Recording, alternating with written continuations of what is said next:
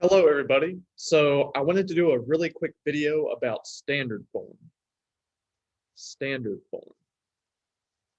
Now, there are three ways that you can write down the equation of a line.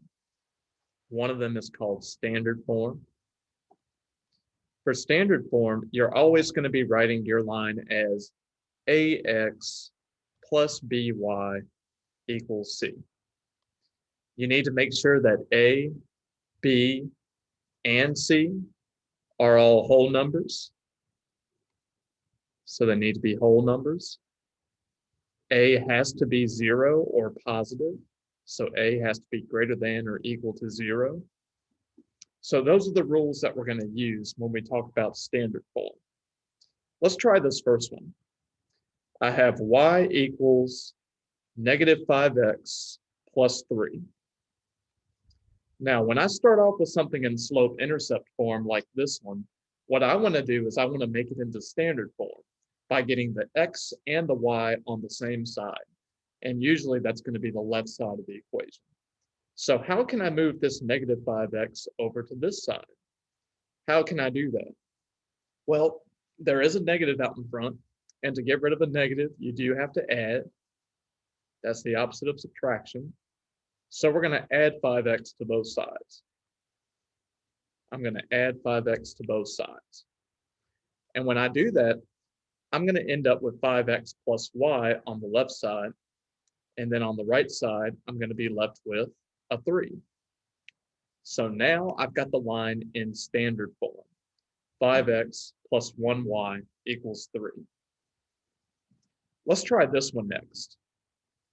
Y equals 3x minus 6. What I want to do with this one is I want to get the x's and the y's on the same side of the equation, the left side. So to get rid of a positive 3x, I'm going to need to subtract 3x from both sides. So that way I can get x and y on the same side. On the left side, we have negative 3x plus y equals that negative 6 right here that I can bring down. That negative 6. So now it looks like I'm done, but I have a negative out in front of the x. So that a number is going to be negative. I can change that to a positive by multiplying both sides by negative 1. So that's what I'm going to do. I'm going to multiply both sides of this equation by a negative 1. Let's see what happens when we do that. Negative 1 times negative 3 is going to give me a positive 3x. Negative 1 times y is going to give me negative 1y. I can write that as minus y. And then on the other side, I have these two numbers, negative 6 times negative 1. That's going to give me a positive 6.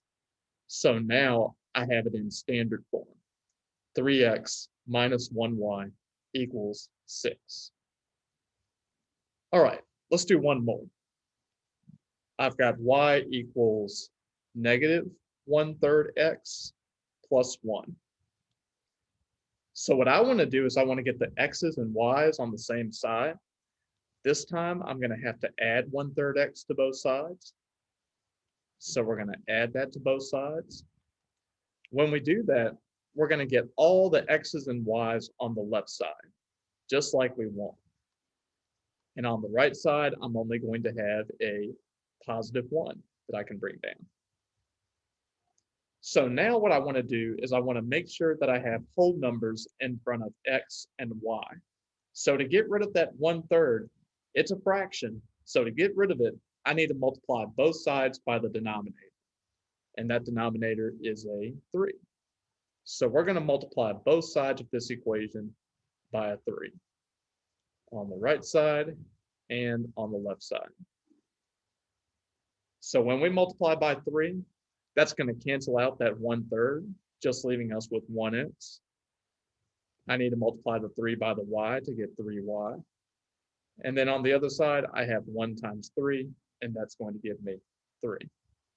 So now I've got 1x plus 3y equals 3. It is now in standard form because we can say that the numbers in front of x and y are whole numbers. The number in front of x is positive. So now I'm done. That is standard form, and I hope that helps.